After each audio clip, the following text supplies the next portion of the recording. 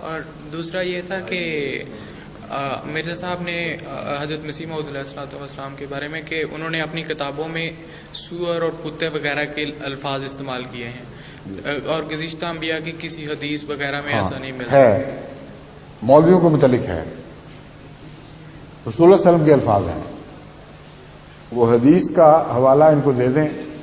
رسول اللہ علیہ وسلم فرماتے ہیں کہ آئندہ زمانے میں جب امت کے حالات بگڑیں گے اور تفرقہ پیدا ہوگا، اختلافات پیدا ہو جائیں گے، تو لوگ اپنے علماء کے پاس جائیں گے، یعنی مسلمانوں کا ذکر فرما رہے ہیں، کہ ان سے پوچھیں کون سچا کون جھوٹا، اختلاف میں کیا ہو رہا ہے، تو کیا دیکھیں گے؟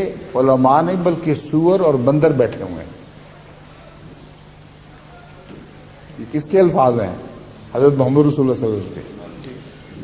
تو جو آپ کا مہدی ہے وہ آپ کو جھٹلائے گا، وہ اپنے آقا کے خلاف احتجاج کرے گا کہ آپ نے زیادہ سختی کی ہے۔ اس لیے جو سچا مہدی ہے وہ جرأت سے وہی باتیں کہے گا جو اس کے آقا نے کہی ہیں۔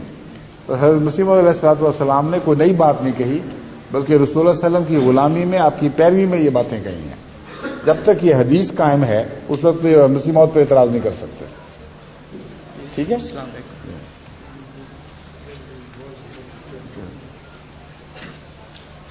اذا ہم قردۃ و خنازیر